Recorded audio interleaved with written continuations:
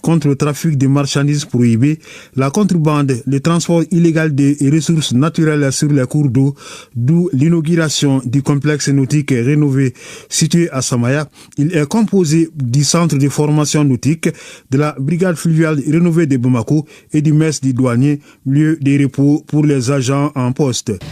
Ces investissements constituent le témoignage de l'attachement et de l'engagement de l'administration des douanes dans son ambition de modernisation afin de traquer la fraude et les trafics illicites sur les routes, les aéroports, mais également sur les cours d'eau, vecteurs de courants de fraude qui échappent à toutes les structures chargées d'indiquer ce fléau qui détruit notre économie et qui nuit gravement à la santé de notre population.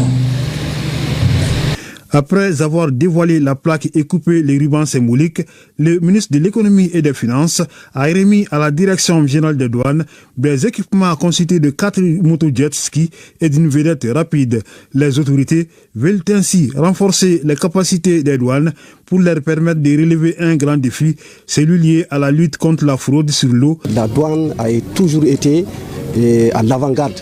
La douane a permis toujours à ce pays de se relever, de se mettre debout et a toujours permis à ce pays de devenir ce qu'il y a aujourd'hui. Un pays qui est envié par les résultats, par la vision et par tout ce qu'il met en œuvre aujourd'hui. Donc l'inauguration de ce centre témoigne de la volonté des plus hautes autorités, et particulièrement le président de la transition, le général d'armée Assimi Goïta, qui ne ménage aucun effort pour mettre à notre disposition tous les moyens parce qu'il nous instruit des objectifs.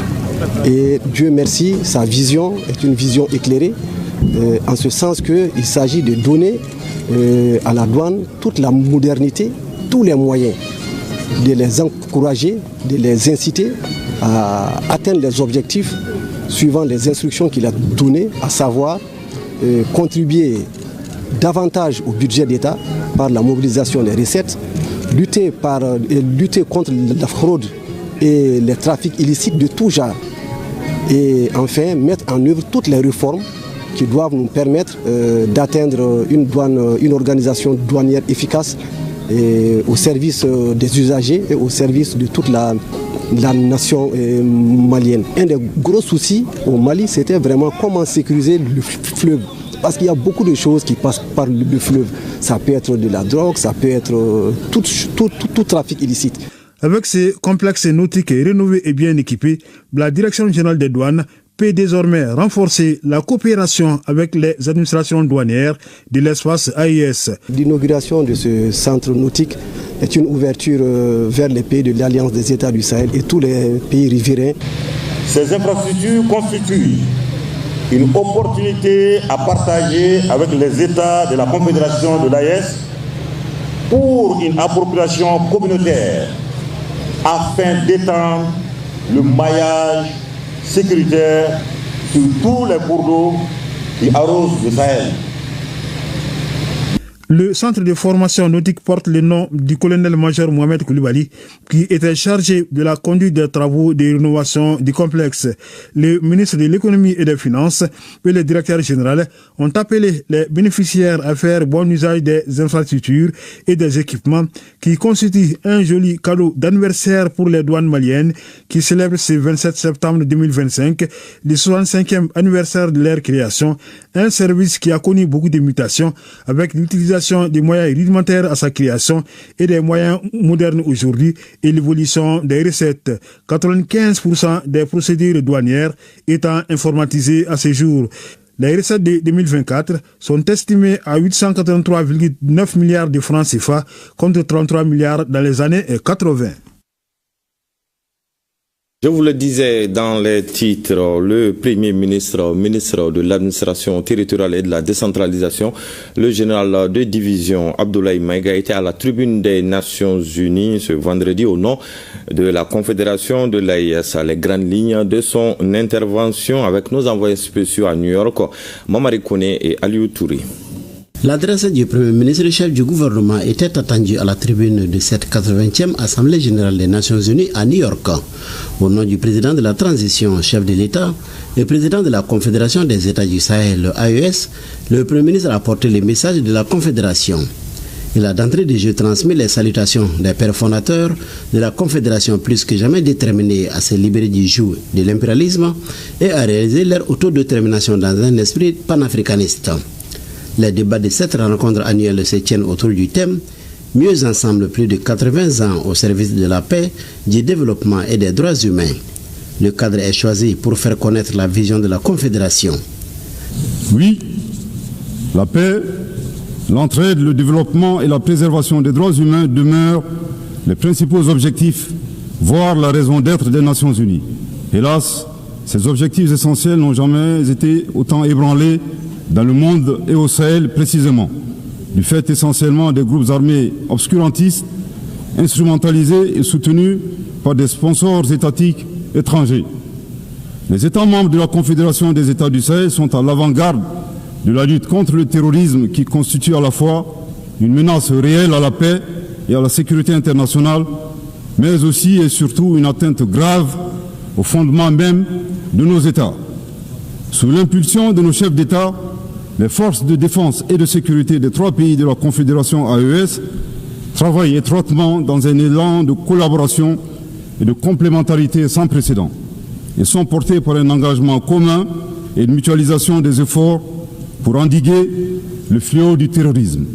Cette nouvelle dynamique, articulée autour du renforcement des capacités opérationnelles de nos forces de défense et de sécurité, à travers un recrutement massif, une formation adéquate et la fourniture d'équipements appropriés, produit chaque jour des résultats encourageants sur le terrain, confirmant ainsi toute la pertinence de notre décision souveraine de nous mettre ensemble pour combattre nos ennemis communs. La Confédération réitère son engagement à coopérer avec les pays qui respectent la souveraineté de ses États. Ses choix politiques, ses priorités en matière de sécurité, de lutte contre le terrorisme et de développement sont connues. Au moment où l'on célèbre les 80 ans des Nations Unies, dira le Premier ministre, le cadre multilatéral est mis à rude épreuve dans un contexte marqué par la polarisation, le retour progressif du nationalisme, du protectionnisme et des rapports de force. L'approche souverainiste mise en œuvre s'inscrit dans le cadre de la vision portée par les chefs d'État de l'AES dédiée à la sécurité de nos États suite au retrait des forces internationales. Défiant tous les pronostics et loin de se saborder, nos pays ont fait preuve d'ingéniosité en se fondant sur le substrat historique, géographique et la capacité de résilience des peuples confédérés qui, malgré plus d'une décennie de crise sécuritaire et humanitaire, continuent de démontrer une force exceptionnelle d'engagement patriotique. Outre les efforts de sécurisation pour le retour de la paix dans nos pays, le gouvernement de la Confédération AES s'attelle à la mise en œuvre d'une stratégie globale et intégrée qui inclut des mesures politiques, de développement économique et social, de justice et de réconciliation. En choisissant la voie de l'audace et de la souveraineté, les instances confédérales ont lancé des initiatives de rupture fondées sur le développement endogène. C'est là un chemin clair, celui d'apporter nous-mêmes la valeur ajoutée indispensable à nos économies et de préserver la dignité de nos peuples. Ce choix que nous assumons pleinement traduit notre volonté ferme et inébranlable de prendre en main notre destin. S'agissant des droits humains, la Confédération des États du Sahel réaffirme son attachement à respecter et à faire respecter le droit international conformément à ses engagements. Cependant, nous restons fortement opposés à l'instrumentalisation de la question des droits humains à des fins politiques ou de déstabilisation de nos institutions nationales, voire de nos États souverains indépendants. Là de cette situation est soucieux de préserver la souveraineté et la dignité du peuple. Les chefs d'État de la Confédération AES se sont retirés avec effet immédiat du statut de Rome de la Cour pénale internationale le 22 septembre 2025.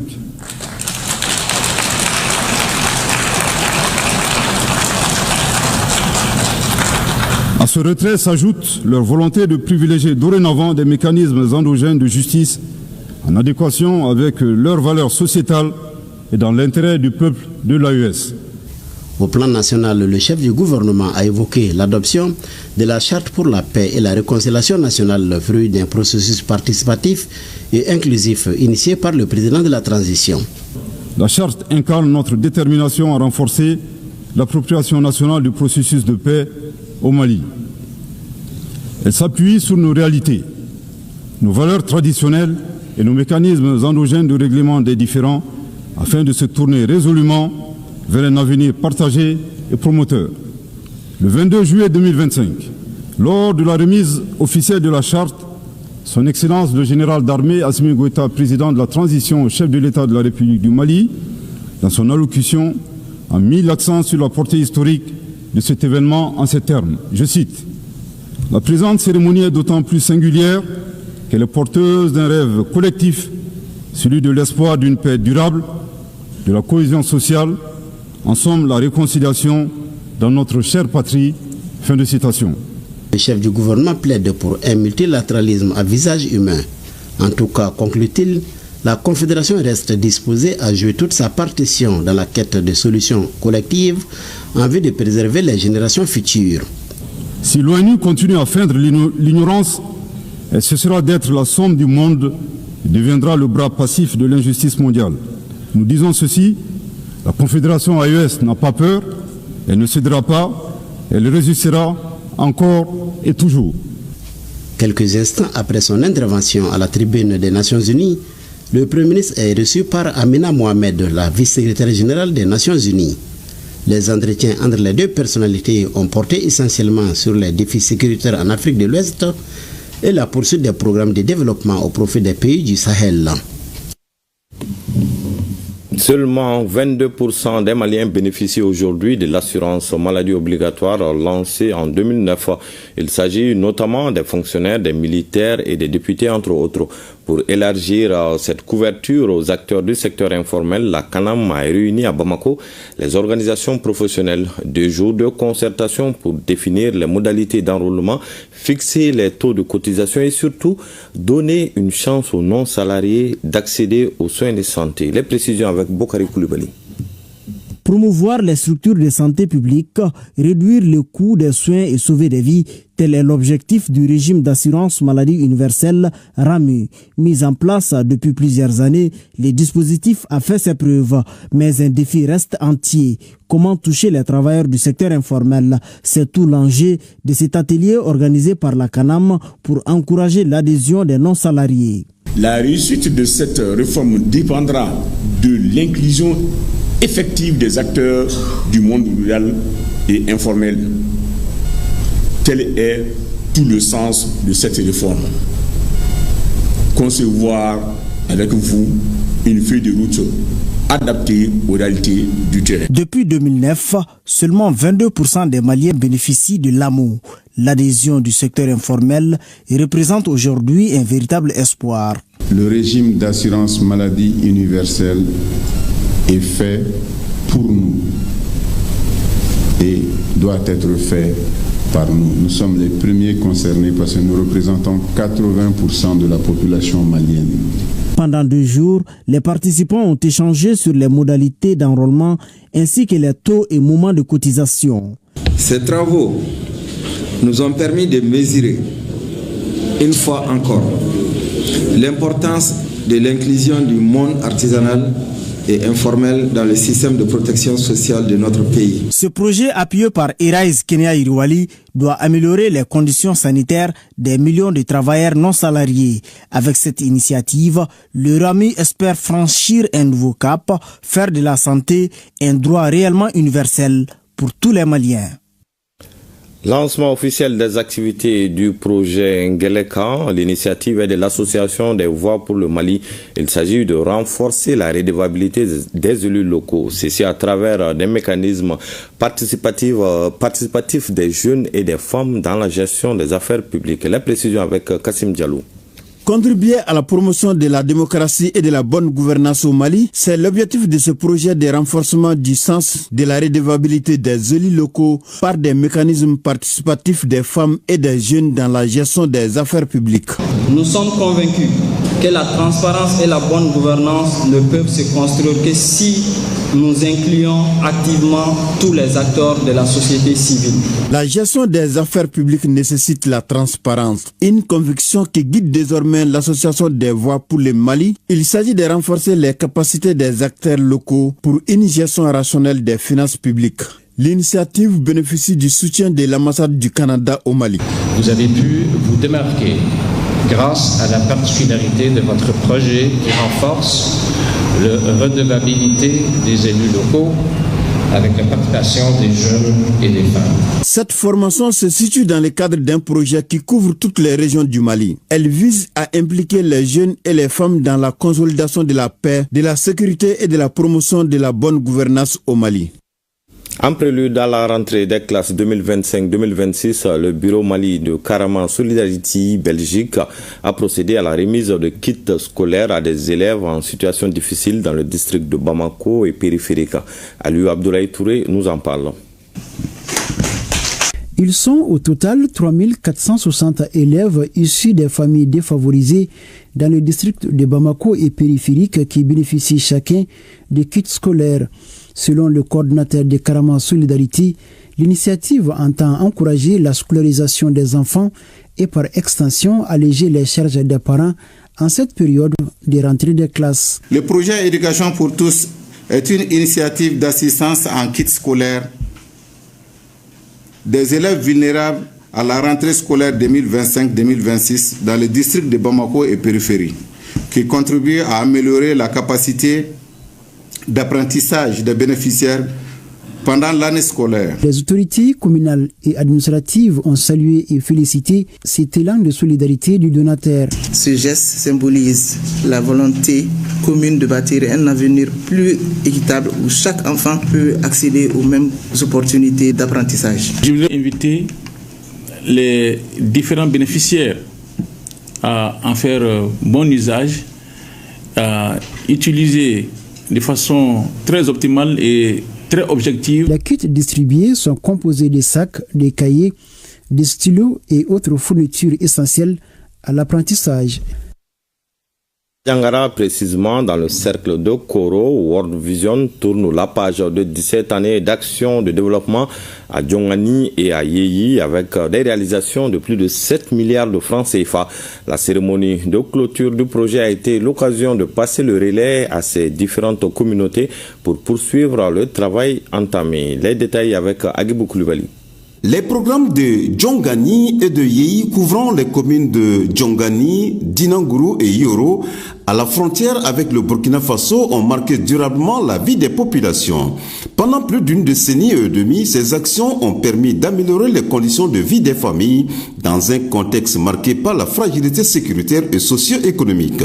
Les acquis du programme sont palpables dans le domaine de l'eau, de l'assainissement à celui de l'éducation et de la nutrition, et constitue un socle pour l'avenir des populations. Grâce à World Vision, j'ai pu poursuivre mes études, découvrir des horizons nouveaux et surtout comprendre l'essence profonde de la vie. J'ai appris qu'il ne suffit pas seulement d'exister, mais de savoir vivre avec dignité, responsabilité et espoir. World Vision a créé des ponts dans presque beaucoup de villages, formé les anciens et puis doté les salles de classe en table, banc, en beaucoup de matériel.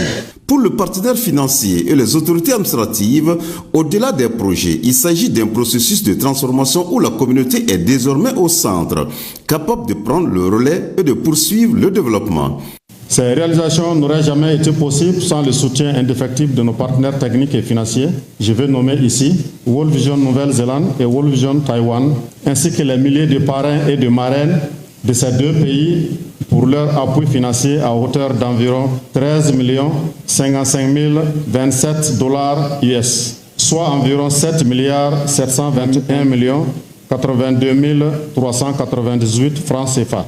Ces fonds ont permis de renforcer durablement la résilience des populations et des collectivités des communes bénéficiaires. En plus de 16 années d'intervention, World Vision a enregistré de nombreuses réalisations concrètes. La clôture des programmes de Djongani et de Yeyi dans le cercle de Koro ne sonne donc pas la fin d'une aventure, mais l'ouverture d'un nouveau chapitre, celui d'une appropriation locale des acquis pour que le développement engagé soit durable au bénéfice des enfants et des générations futures. Tenu à Tombouctou de la deuxième rencontre du Forum des ONG internationales FONGIM en vue de réfléchir sur l'avenir de l'action humanitaire dans la région. Il ressort qu'au vu des difficultés, il est nécessaire de passer d'une logique de dépendance à une logique de partenariat. De Tombouctou, le reportage de Idrissa Ngoulou Sissoko.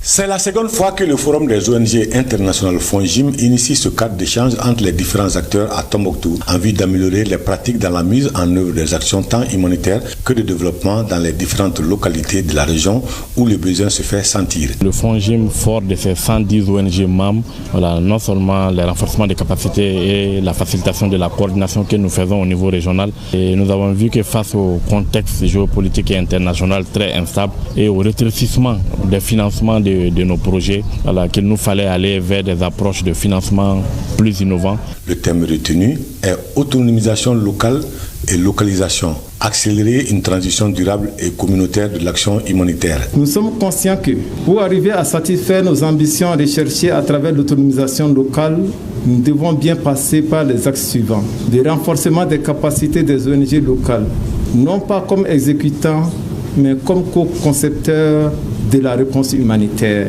L'action humanitaire ne peut être durable que si elle reste exogène. Elle doit s'ancrer dans les dynamiques locales, valoriser les savoirs communautaires et surtout transférer les compétences et les responsabilités aux acteurs locaux. Le gouvernement malien, à travers ses représentants régionaux, reste engagé à faciliter cette transition. Nous sommes prêts à créer un cadre de concertation inclusif, transparent et orienté vers les résultats. Ensemble, nous pouvons et devons faire mieux. Ensemble, faisons de la région de Tombouctou un laboratoire de l'autonomisation locale. Que ce forum soit le point de départ d'une nouvelle ère où l'action humanitaire devient un levier de développement et de paix durable. À l'issue des échanges, des recommandations seront formulées en vue de mieux coordonner les actions humanitaires en lien avec les réalités locales. La route de la commune rurale de Fourou dans la région de Bougouni change peu à peu de visage. La population locale s'est lancée dans le réaménagement de ce tronçon le vendredi dernier en collaboration avec l'entreprise CVC Africa. Ce acte citoyen s'inscrit dans le cadre du projet Plus beau quartier, une initiative du ministre en charge des actions citoyennes. Le commentaire de Aminata Brahima Ouedraogo. L'initiative Plus beau quartier de Bamako change de nom à Fourou dans la région de Bougouni. Elle devient celle du plus beau village. Grâce à l'engagement citoyen de la population, la localité bénéficie désormais d'une route bétonnée. Elle s'étend sur une distance de plus de 3 km. Ici au Mali, nous nous attendons à ce que le gouvernement fasse tout et je me dis pourquoi pas accompagner le gouvernement avec des initiatives pareilles. Nous n'avons pas les moyens de faire des goudrons, mais les routes en béton, on peut bel et bien le faire. Initialement portée par le ministère en charge de la construction citoyenne, la réalisation de cette infrastructure est le fruit des efforts conjugués de plusieurs acteurs exerçant dans la commune de Fourou. Des acteurs qui sont unis par un seul objectif, embellir la dite localité tout en facilitant la mobilité urbaine. Pour un début, moi-même, j'ai essayé de mettre la main dans la poche. Donc, j'ai apporté 15 tonnes de ciment, 5 voyages de sable, 5 voyages de gravier, 300 barres de fer 12, afin qu'on puisse commencer le travail. Et avec le soutien de la mine, et la main-d'œuvre, c'était la jeunesse. Il y a un vieux qui a entendu l'initiative juste à la radio. Aujourd'hui, il s'est déplacé, il est venu avec sa moto, il nous a remis 1000 francs. Et ça, ce sont des gestes et ce sont des actions qui touchent. Nous sommes toujours disposés à accompagner nos partenaires dans des belles initiatives du genre. Parce que cela parle de la santé, cela parle de la sécurité, cela parle de la citoyenneté, cela parle de la responsabilité. Alors donc, c'est quelque chose que nous encourageons. Au-delà de la réalisation de ce tronçon, CVC Africa a à son actif de nombreuses actions citoyennes réalisées dans la commune de Fourou. C'est elle qui a donné 150 lampadaires. Si elle amène ce projet dans ma commune, je m'en réjouis. Après Fourou, l'entreprise poursuit ses actions citoyennes sur d'autres horizons. La commune rurale de Siamon et celle de Banasso sont leurs prochaines destinations. Restons dans le Bani Mounouché. La région affûte ses armes pour mieux participer à la biennale artistique et culturelle Tombouctou 2025. La phase régionale de cette rencontre culturelle vient d'être lancée à Bougouni. Les détails avec Abdul Karim Konati. C'est le stade Omnisport de Bougouni qui a servi de cadre au lancement des festivités de la phase régionale de la biennale artistique et culturelle Tombouctou 2025. Une cérémonie riche en couleurs. Les troupes des 10 cercles ont fait découvrir au public le potentiel culturel de la région de Bougouni. Les festivités se poursuivront au centre culturel Siraba Togola où les troupes rivaliseront en théâtre, ensemble instrumental, solo de chant et danse traditionnelle. La biennale artistique et culturelle ne saurait être une simple manifestation folklorique. Elle est aujourd'hui, plus que jamais, une tribune nationale d'expression, de dialogue et de communion. Elle est en outre un puissant levier de réconciliation, de consolidation de la paix et de la réaffirmation de notre unité dans la diversité. Les 5 jours de compétition devront permettre de mieux peaufiner les préparatifs du voyage à Tombouctou. Nous devons comprendre que vraiment on doit se donner la main, malgré les difficultés, pour sauvegarder ces cultures, ces diversités. Donc je viens de voir à Bougouni ce soir effectivement l'engagement des gens et la mobilisation, et c'est un signal qui indique que Tombouctou, la compétition ne sera pas facile. Cette cérémonie de lancement a été couronnée par des prestations qui ont émerveillé le public. Et le groupe Boantou Comedy vient de tenir ici à Bamako la première édition de sa soirée culturelle. L'objectif est de contribuer à travers l'amour et la culture au bois à la sensibilité, à la stabilisation et à l'unité du Mali. Le thème retenu est la culture, symbole d'un Mali uni et prospère. Les détails avec Dossi Babadjara.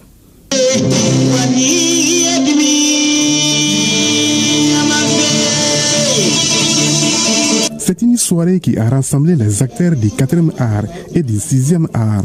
L'événement qui est à sa première édition est initié par le groupe Boantou Comédie, une association récemment créée par des comédiens et des musiciens bois. Elle a pour objectif de contribuer à la stabilisation et à l'unification du Mali. Nous savons très bien qu'on a des difficultés dans nos pays. Donc à travers nos sketchs, on fait uniquement de la sensibilisation pour leur montrer qu'on peut aussi faire quelque chose pour les motiver aussi.